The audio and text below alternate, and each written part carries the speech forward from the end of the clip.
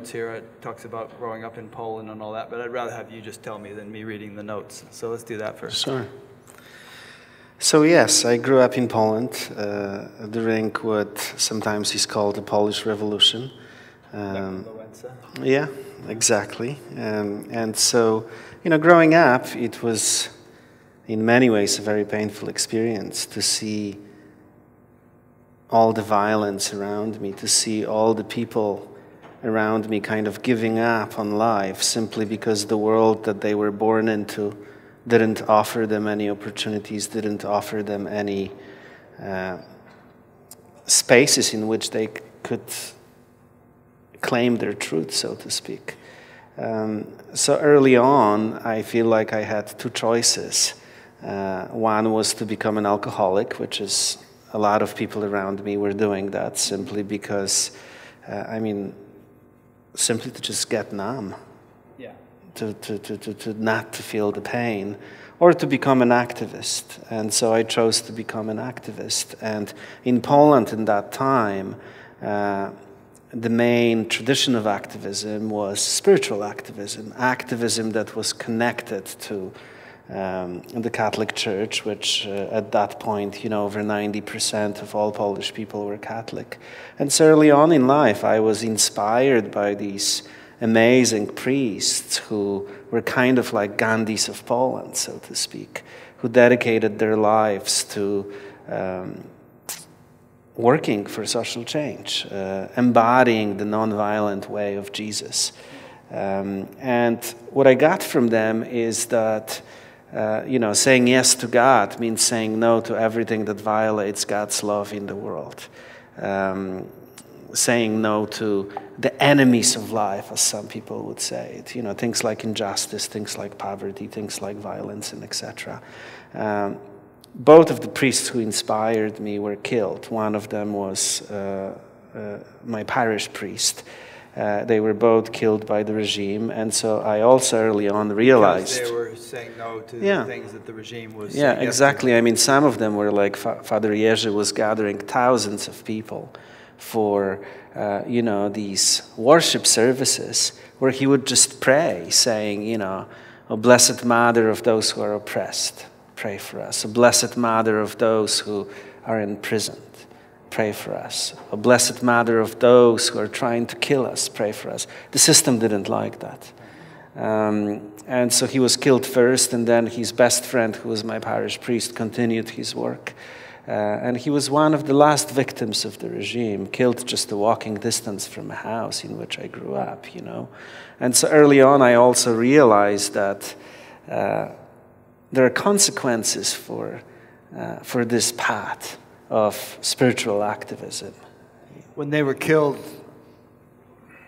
did it frighten you? Did it dampen your enthusiasm, or did it make you feel even more determined to follow their example? Well, as a kid, I identified with an archetype of a priest. And so I remember, like building an altar at home and trying to essentially see what I saw priests do. And for me, it was an authentic spiritual experience. Every time I did that, I felt held by this presence that, all of a sudden I would just feel like even though everything around me is falling apart, my life, nevertheless is worth living because there's this presence that I can rely on. And so when I saw those guys killed, I was frightened because I so identified with that archetype and I so wanted to follow in their footsteps that I literally, went into the space where I would be like, am I going to be next? I was a kid. Yeah. And you mentioned you were a kid. I was wondering actually how old you were during this phase when you first began to get this inspiration. I was pretty young. I mean, it probably started, I don't know, maybe when I was like 6, 7 years old. You weren't drinking yet then? No, not yet. Even though in Poland, those things happen early. Yeah. Okay, so then I guess the regime, it means the communist regime that was governing Poland. Then Lech Wałęsa came in, and there was this peaceful revolution. And how old were you when that was happening? Well, so I grew up in I was born in 1975. Okay. You know, when Poland went into the state of the emergency, I was 6 years old. And then, you know, a lot of stuff happened after that until 1989. And even, you know, after 1989, you know, it was like an eruption of newness. And even though the system changed, a lot of people felt that we got stuck with a system that no one wanted. So being there, I mean, it really initiated me into this way of being, way of envisioning my life that is connected to wanting to work for a better world. Did you actually consider entering the priesthood, or did you go to, you know, what do they call it, seminary school or whatever? Well, I spent, you know, quite a bit of my time in my 20s in different monasteries. I eventually went to India because I connected with a Hindu-Christian lineage, people like Father Bede Griffiths, Sister Vandana Mataji, Brother Wayne Teasdale. And so my goal was to go to India and to become a Christian sadhu, you know, and to follow in that tradition. And so when I was in my mid-20s, I went to India. But for me, you know, I had a big experience meeting homeless kids, and that changed everything. I feel like I was brought back to earth, you know, and because as, you know, I guess something to qualify, even though I had this idea about activism and I had all of those inspirations, at the age of 17 when I moved to the States, I felt very alienated. I couldn't speak any English. We were undocumented immigrants. I was playing music on the subway of New York City trying to, you know, make some money. And all of a sudden, I mean, my life, it felt like it collapsed. And a lot of it was just the post-traumatic stress disorder from all the stuff that I experienced in my childhood, combined with the alienation of being in a new place, being completely cut off. And so when I started experiencing that experience, I guess, led me to an ashram where I was trained in contemplative practice. In the ashram, one of the Hindu swamis said, "Why are you even worrying about Hinduism? You have mystics in your own tradition." That's how I discovered Father Bede Griffiths. And then from then, I mean, the dream was to really live as a Christian sadhu in India, you know, which is kind of funny, but I was very serious about it. Was that a Hindu ashram that you found? Was that in the States or in India? Initially it was Sachidananda Ashram. In upstate New York? In Virginia. Virginia, right. And Swami Sachidananda was still around. And then after that, when I went to India, I was with Sister Vandana Mataji, which was a small hermitage outside of Rishikesh on the bank of the Ganges, and she was both a Hindu Swami and a Catholic nun. She was very close to Father Bede Griffith, Swami Abhishektananda, Swami Chidananda from the Divine Life Society, and Swami Chidananda was her primary teacher. Had Bede Griffiths already died by that Yeah. time? Oh, okay. I'm going to be interviewing Andrew Cohen Andrew Harvey in a couple of months. Yeah. Spent a lot of time with Yeah, him. he's a good friend. Yeah. And mentor, and he was very close with Father Bede. So how long were you in India, and like how intense was your spiritual practice there?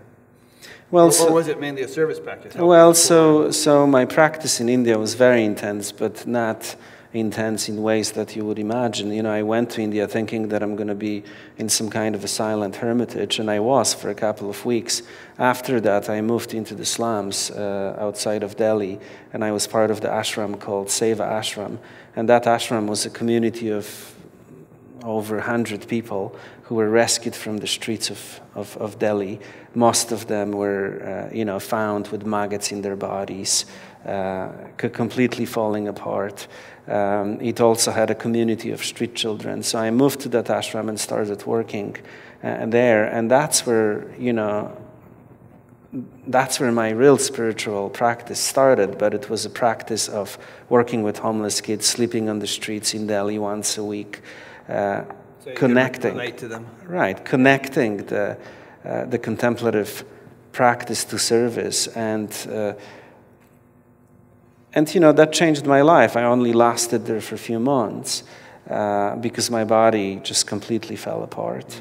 But that really took me into the core of my calling, which is to combine contemplative practice with working for social justice, where, you know, in the Christian tradition and other traditions, we talk about the relationship between contemplation and action. What I learned through that experience is that not only they are related, action becomes contemplation. And so in a sense, they're indistinguishable. Do you see it as a dharmic thing, where some people are more naturally inclined to be contemplative or meditative and not worry much about actual seva in the active sense? Or do you think that pretty much everyone would benefit from that, at least a lot more people than are currently engaged in that sort of thing? Well, I would be, you know, I do think that some people are called to life in solitude. I have mentors who are hermits. But it's interesting how you phrased the question, you know. You said people who just focus on contemplative practice and don't worry about... and so I know a lot of people who have been doing meditative practices for years, and they would hardly lift a finger to help anybody. They're just absorbed or interested in their own inner experience. Right, and I would say they're in some kind of a spiritual coma, and they better get out of it. I mean, and I was in that kind of a coma myself, and it's not until I met a Carmelite hermit who said, you know, the first stage, the first step in the mystical life is to fall in love with life. I realized that I wasn't even really alive. I spent so much time disconnecting from different parts of myself to experience what the book said I should experience, this ultimate peace, that, you know, I fell asleep, even though I thought I was awake. And it's not until I was brought back to the streets that I started tasting God in a new way. So I think, you know, for me, spirituality that doesn't involve action is a big problem. And I think that, you know, yes, some people are called to life in solitude, but the people that I know who are truly called to life in solitude, they spend most of their time praying for the world. You know, they're breaking with the suffering war. That's a nice point. So whether they're actually actively doing something for the world or, you know, quietly doing something for the world, you're kind of saying that it would benefit or behoove a spiritual aspirant to not just be concerned about his or her own subjective experiences, but to be concerned about the world. Yeah. For me, spirituality without engagement doesn't exist and doesn't mean anything. That's my, you know. Yeah. Well, it's an important point. I mean, there are a lot of voices out there that say the world is an illusion, and, you know. Yeah, and I think it's, you know, the world, it's interesting, you know, because traditionally when you look at, for example, some of the spiritual structures, especially structures that advocated, you know, that whole philosophy of the world being an illusion, it's interesting because a lot of those teachers didn't exist in a vacuum. Oftentimes, you know, they were kind of connected to the ruling elites and etc. Like even, for example, when you look at India, I mean, how many Gurujis are connected? You know, it's like when I lived in India, you know, you gain good reputation as a guru when business people and government officials started visiting you and endorsing you. And so, yes, I mean, the world is an illusion, but what does it mean? Yeah. You know? It's an interesting story. You know Amma, the hugging saint, who does a lot of stuff to help people in India and elsewhere in the world. And, you know, all these projects, working day and night, hospitals and orphanages and schools, and, you know, helping get prostitutes off the street and all sorts of things. And, you know, one of her swamis once said to her, "What more can we do for the world?" And she said, "What world?" Yeah. You know? So she realizes that ultimately there is no world. And nothing ever happened, but at the same time is spending every ounce of her energy to relieve the suffering of the world. Yeah, but see, I have a problem with that thing that nothing ever happened. I think that things do happen, you know, and I think that it's a difference in the framework. And I think that the frameworks that we adopt for our spiritual journey have ultimate significance because they determine and color our realization. And that then determines our engagement with the world. Yeah.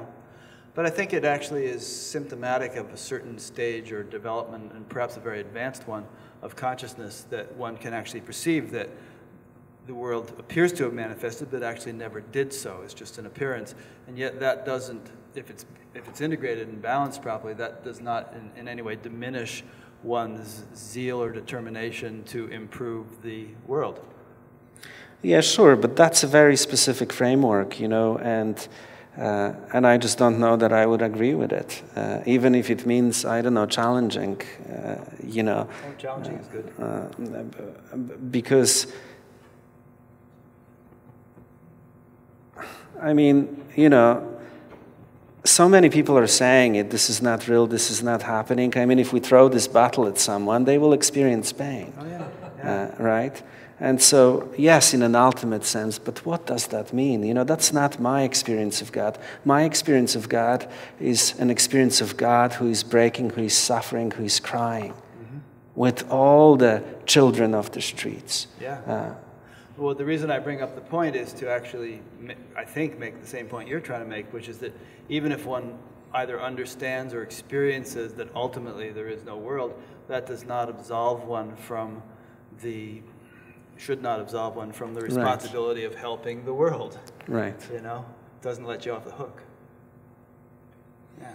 But it's easy then to use that as not wanting to do much. And I mean, we see that in so many spiritual circles where, as you mentioned, you know, the way that you started this interview, so many people think that there's nothing to do. Right. And, you know, on a certain level of realization, there's a way to interpret that, where there is nothing to do means that God does through us. Yes. Right? But it's dangerous to make that statement without that kind of a realization, because then it's oftentimes just used as an excuse for non-engagement. Yeah. We talked about this in the last interview with Dorothy Hunt, that, you know, their knowledge is different in different states of consciousness, and one can misapply an understanding that is appropriate for one level of consciousness to one's own, and it's a very impractical kind of arrangement. Right. Yeah.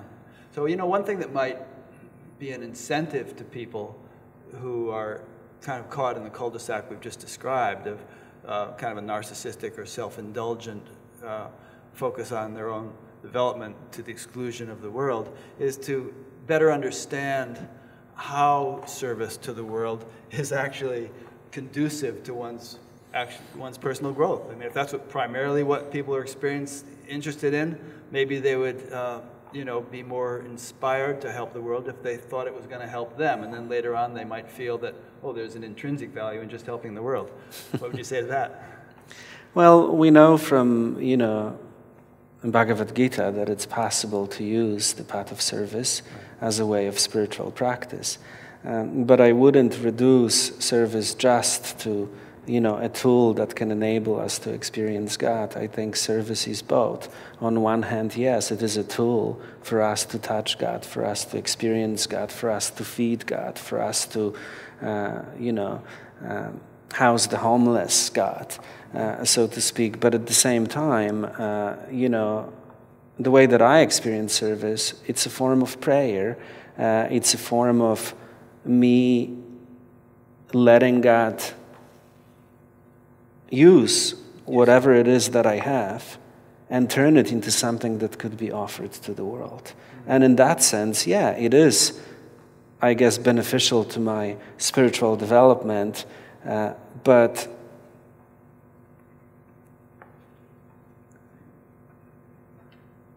you know, in that space, it's all just about saying yes and living in surrender. And so in a sense, even the development itself, I'm not in charge of it. Right. Right? Yeah. So in that sense, it's just the practice of surrender. At all times, to allow God live through me as much as possible. Yeah. And that's a rather mature level of experience and understanding. Most people don't start out with that. They think, what's in it for me? How can this benefit me? That's why I brought up the question, because, and I don't know, maybe even you started out that way or maybe not, but over time...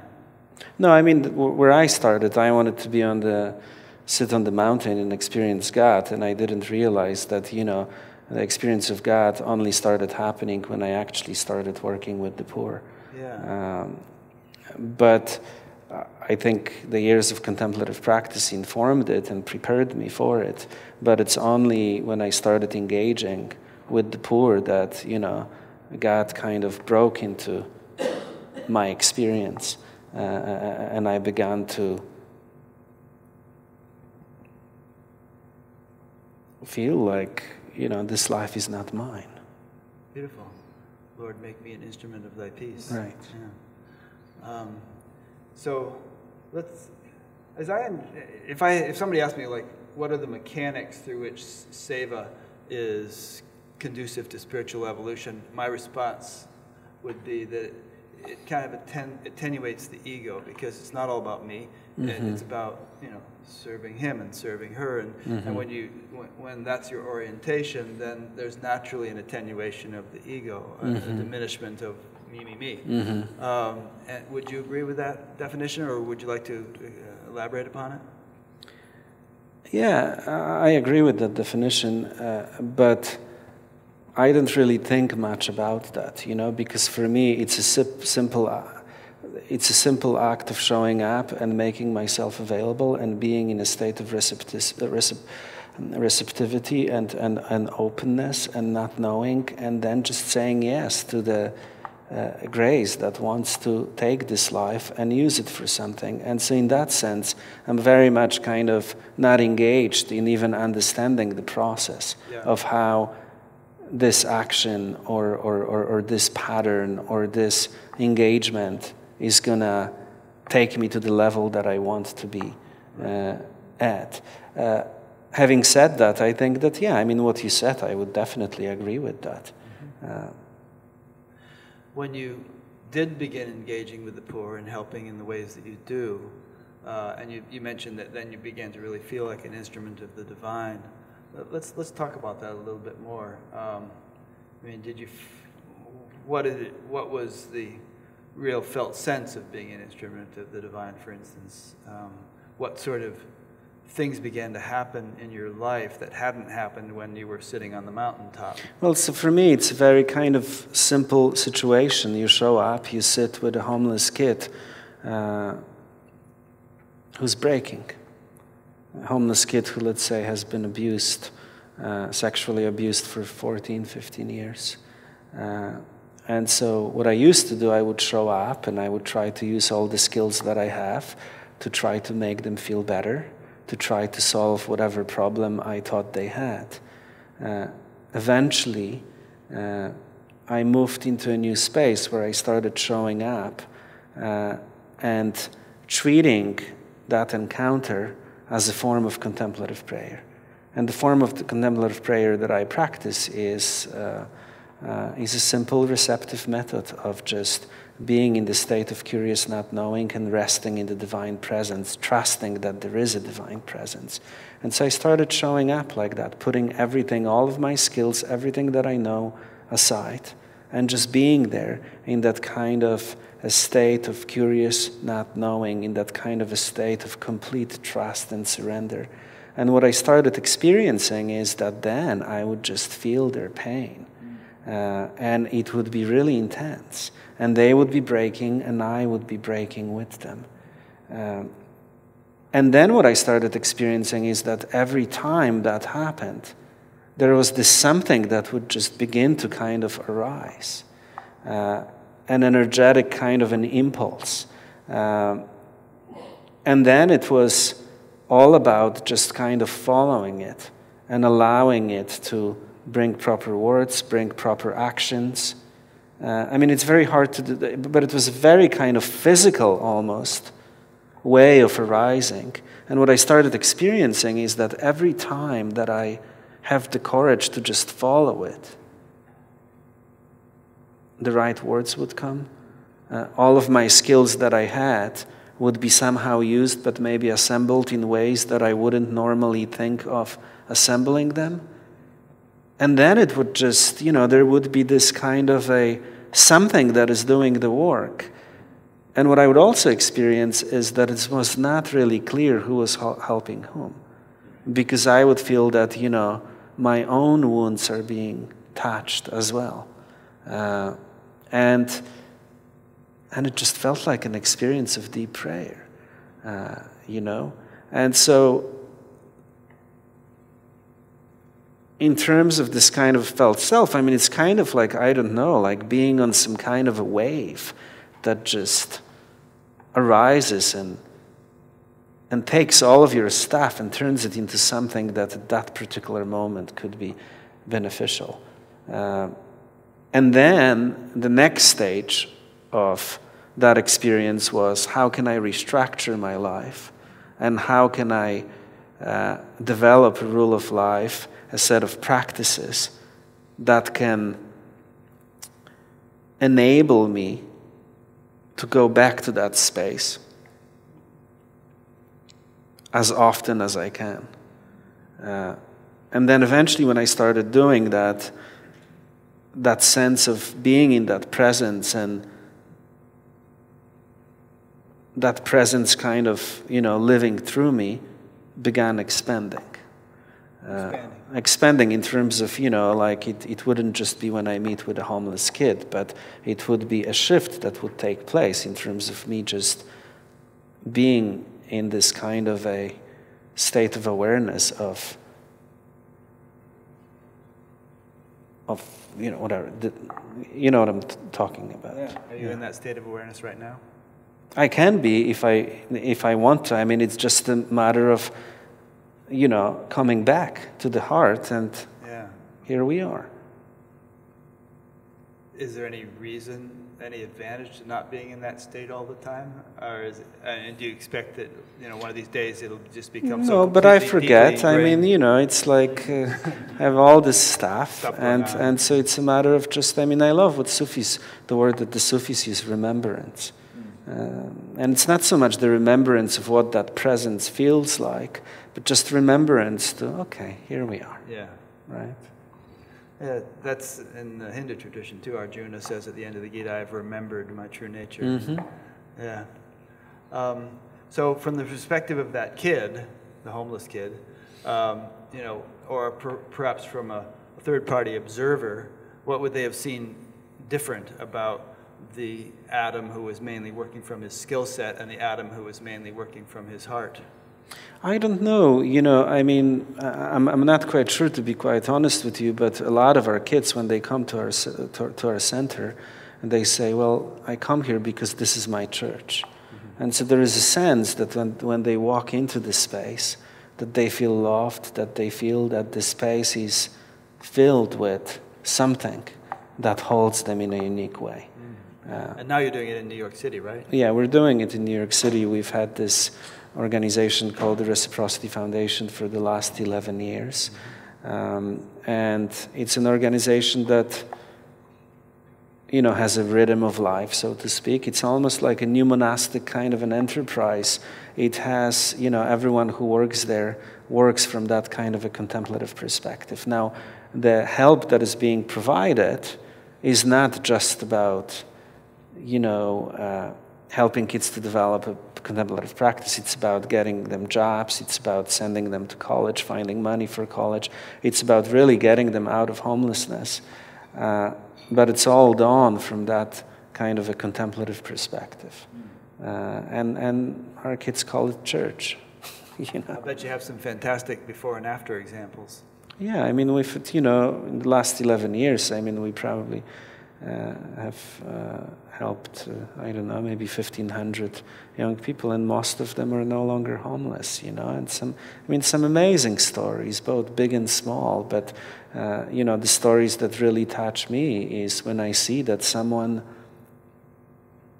was able to, you know, discover their gift and then use that gift in service of building a world that reflects more compassion.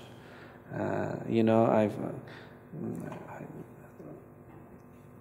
had this wonderful mentor who was a street rabbi, and he was a Hasidic rabbi. And he was trained by some of the greatest, you know, Hasidic masters in the Middle East. And You know, he always tells me about this thing from the Jewish tradition, you know, this think about tikkun olam, the work of healing, the work of repairing the world. And he says, you know, every one of us comes here to fix just one thing. And so what is that thing that you are here to fix? And no one else can do it. And so therefore, you know, everyone is so important. Because what you can do, no one else can do. What I can do, no one else can do. So for me, the most beautiful stories are when people find that one thing. And then they do whatever it takes to reshape their lives, to heal from their trauma, to do whatever it is that they need to do, so they can restructure their lives in such a way that, you know, fixing that one thing becomes the center of their life. Nice. You know the Starfish Story? No. Well, I bet you do. So an old man and a young man were walking down the beach, and there were all these starfish that had washed up on the sand, and the sun was out, and they were all going to dry out and die. And so as they were going along, the old man was reaching down and picking up a starfish and throwing it in, and they'd keep walking, and then he'd pick up another one. And the young man said, "What's the point of doing that? You know, there's so many starfish, you can't really save them all." And the old man reached down, picked up another one, threw it in. He said, "Well, I made a difference to that one." Yeah, I do know that story. That's beautiful. Yeah. And the reason I bring up that story is I wonder if you went through a phase where you felt like, this is just a drop in the bucket. There's so much suffering in the world. And over 11 years, I've helped 1,500 kids. But God, there's billions of people who are in bad shape, you know. And did you ever get a feeling of overwhelm or inadequacy that you couldn't do more?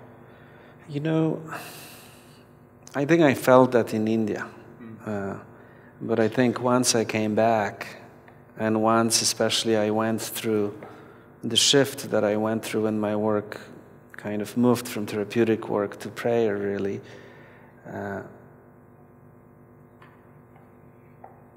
I stopped really working for results. I do the work that I do because I feel called to do it. It's the right thing to do. But in terms of, you know, what comes out of it, I mean, there are never any guarantees. And sometimes I'm surprised, you know, someone calls.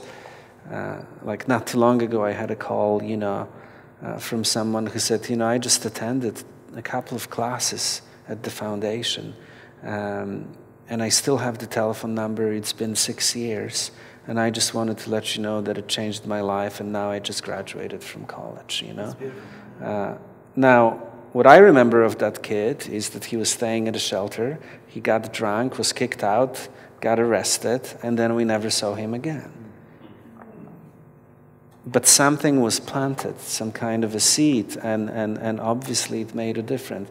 So to be quite honest with you, I have no clue what happens. I mean, obviously, yeah, I would like to see changes. I mean, who wouldn't? Yeah. But I stopped working for results because all I can do is just show up and do my best. You probably know that verse in the Gita which says you have control over action alone, never over its fruits. Yeah, don't be attached to the fruit. Live not for the fruits of action, nor attach yourself to inaction. Right.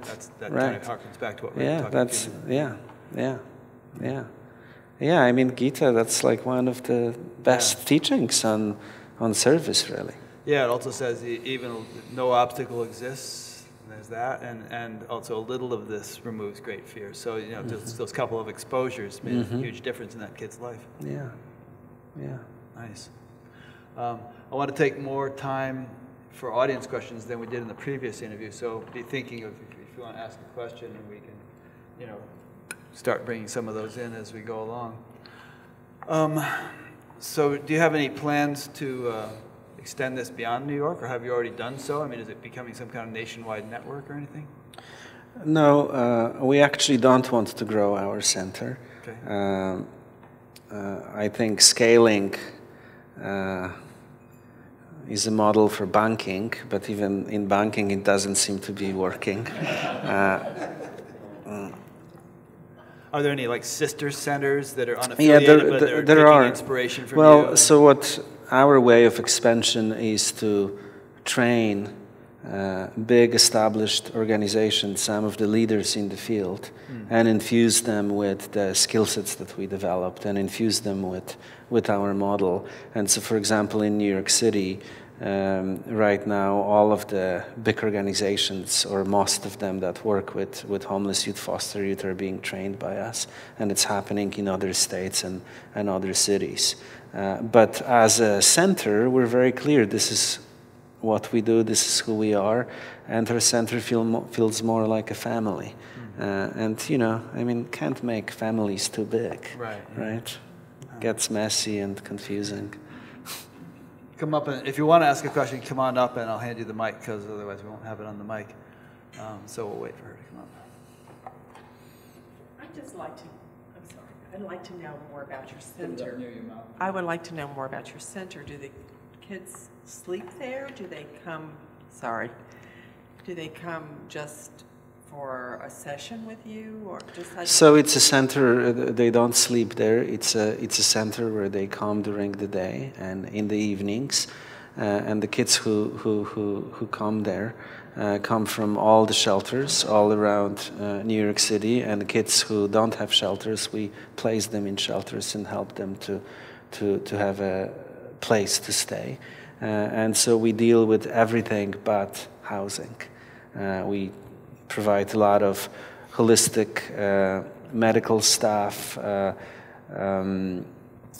We help them to find a sense of vocation.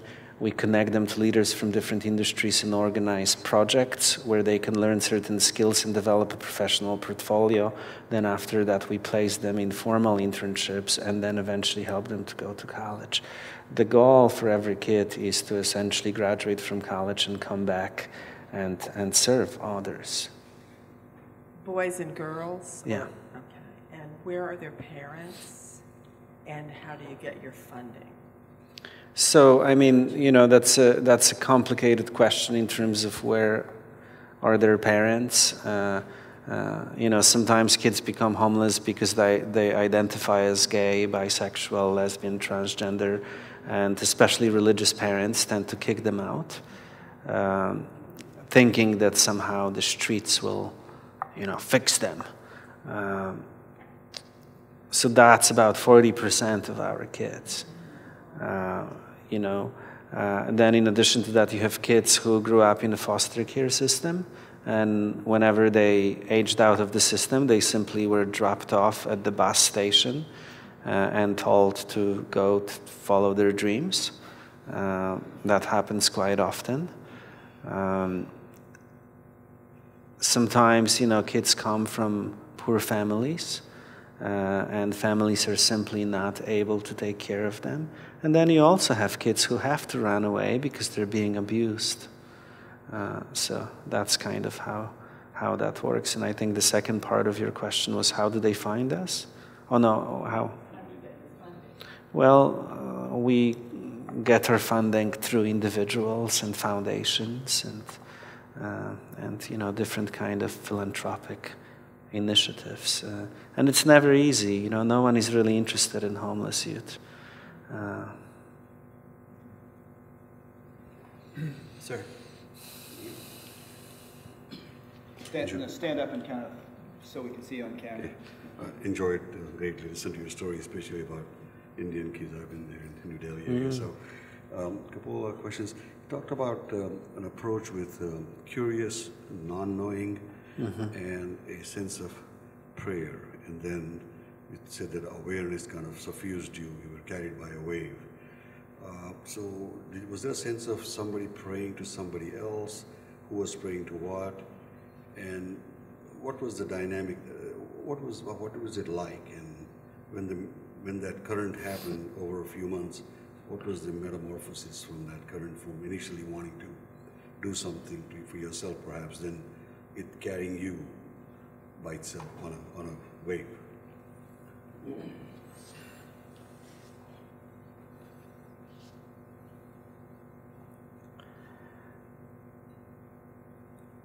You know, the sense of praying to someone else. Yes, there was a little bit of that as an introductory practice. I often start with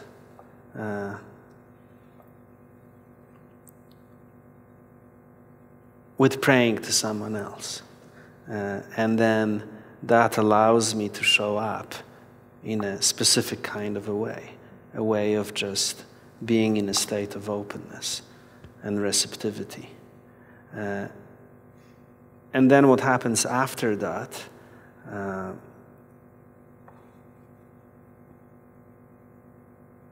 is usually just that there's a sense of grace just kind of taking over and doing the work. And it's not like I'm completely lost in that. There is a sense of individuality. There is a sense of individuality, but it's a different sense of individuality. It's a sense where all of the things that are me exist, but in a slightly different configuration. Sometimes in a kind of a surprising configuration. And I feel more than myself and more of myself than at other times. So that's kind of what the experience is like for me. I don't know if that answers your question. Yeah, I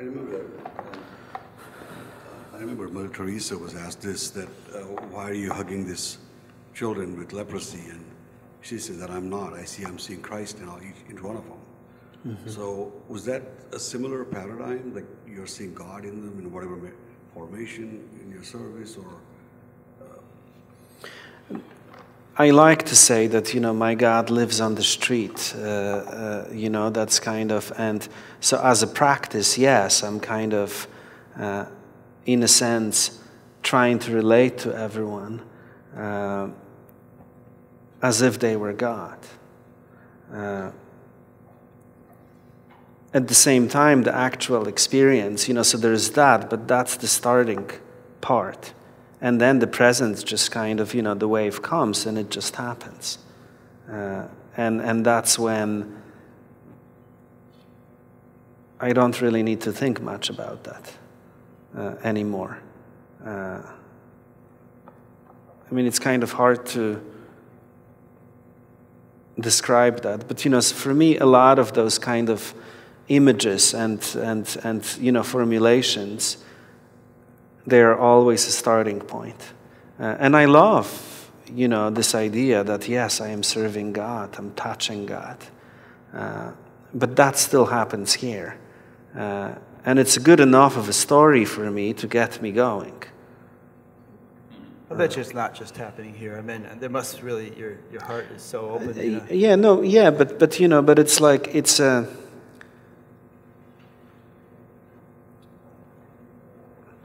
It's something that motivates me to show up. And then once I show up, something else happens. Right. And then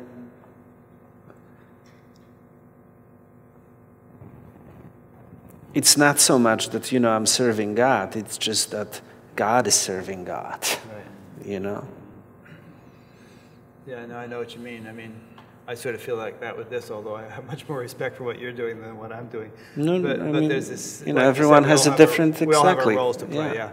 But there's this, kind of sense that, oh, yes, I'm serving an instrument of the divine, but there's also the actual visceral, felt sense that that's really what I'm doing, Which is much more than an idea. Yeah. And which has a very... Personally, I asked that question earlier about what personal evolutionary benefit might come from this. Mm-hmm. I feel like a lot of more voltage has been plugged into my life as a result of being willing to serve in that capacity. Mm-hmm. Yeah. Mm-hmm. Can't even sleep at this conference. That's good, or not so good. I haven't slept much since I got here. I guess. It's like, whoa. Any other questions? Anyone would like to ask? Okay, so what can we have a few minutes left, and I'm sure there's a million brilliant questions I could ask you that I haven't thought of. So what am I missing? What would you like to say to us and to everyone who will watch this that I haven't thought to ask, or no one else has thought to ask? Well, so So work with homeless kids is my way of prayer and practice. And out of that, for me, emerged, in a sense, a very specific kind of a practice and almost a way of working with people. And now, and the second part of my work is just working with young people in general and building what we are calling, helping to build what we are calling the new monasticism. The new monasticism? Mm-hmm. And it's essentially how can we organize young people and offer them a mature framework for their spirituality, where they can begin to do what traditionally only has been done in monasteries, but do it in such way that their spirituality begins to take them into the heart of the world, that their spirituality allows them to have more meaningful relationships, including, family and etc. So not necessarily something that takes them outside of the world, but that takes them into the heart of the world. Spirituality that allows them to claim their gifts and use them in service of building a world that, reflects compassion, justice, nonviolence. So that's kind of the second part of my work. But a lot of that stuff for me, in terms of how I work with young people, all of that, I would like to say that I've learned it in monasteries or somewhere else, because that sounds cool, but I didn't. Sounds like you learned it by doing it. Yeah, I learned it by sitting with homeless kids. Yeah. And this new thing you're doing with the kids who aren't necessarily homeless, is that being well received? Yeah, it's being well received. And the primary question for young people, the primary spiritual question for young people nowadays, I find, is, what am I called to do? Who am I called to be? I think that's why, we look at books like Rick Warren's, Purpose-Driven Life. I know so many people who disagree with his theology but still read the book. Yeah. And that's because all of us are trying to figure that out. And for me, to know what your vocation is, it requires you to be in a state of prayer, where that impulse of God, where you can be aware of that impulse of God that is arising in your heart and then say yes to it and allow it to live through you. And so your life can be reshaped in such way that you live as an expression of that impulse. And so for me, that's action and contemplation. That's what, knowing your calling is about. And that's what spiritual practice is and everything else. Why they are there, for us to be able to be in that state and to allow that to happen. Is there a fairly significant percentage of young people who are thinking this way, or are we talking about some little subset and the vast majority are concerned with sports? There's no way to know, yeah. but I think that, everywhere I go, there are so many young people who are interested in this stuff. And you look at some of the recent movements like Occupy Wall Street, for example, a few years ago, or even now Black Lives Matter, the environmental movement, some of the evangelical and even post-evangelical youth who are deciding to move into places abandoned by the empire and dedicate their lives to service. It's happening everywhere. It's just that it's not always detected by the media, but that's probably good. This way they have time to build without being distracted, I think that gives us hope. Yeah. This is happening. Yeah, absolutely. Yeah. Great. Everyone seems to, I'm getting all these smiles and people are making all these noises of appreciation and everything throughout. You can't pick it up on the mic, but the audience is very happy about what you've been saying. Well, that's great, Adam. I really appreciate the opportunity to. Well, thank you for this opportunity. I've watched your talks on YouTube. I loved especially the one with Father Thomas Keating, who's been... and your friend Chris Grosso. Oh, yeah, and then Chris Grosso, absolutely. Yeah. And I'm excited that you're going to be talking to Angie Harvey. Yeah, we were going to do it just before I left, and a squirrel got into the power lines outside our house and blew out the fuse, and so I had no electricity. So I called him and said, can't do it. So we decided to reschedule when he came back from India. Yeah, good. The squirrel made a sacrifice because somehow or other that'll probably end up being a better time to have done it. Yeah. So thank you to the squirrel. All right, well, thank you to you, Adam. Thank you. Yeah, let me just make a couple little concluding remarks. Those of you who are watching this online, this is, and there's always, I'm sure, a few people who stumble onto these interviews for the first time. This interview is part of an ongoing series, and there's over 300 of them now. So if you'd like to check out the rest of the series, go to batgap.com, BATGAP, and there's a past interviews menu where you'll find them organized or categorized in 4 or 5 different ways. And so if you explore that, alphabetical, chronological, categorical, you'll probably find something that appeals to you. This exists as an audio podcast for those who don't have time to sit in front of their computers all day but like to listen to stuff while they're commuting or whatever. And there's also an email sign-up thing where you can sign up to be notified each time a new interview is posted. And there's a donate button, which, by virtue of which I am here at this conference, and which enables us to do this whole thing. So we're a 501c3, as I'm sure you are. So thanks for listening or watching, and we'll see you for the next one. Thank you.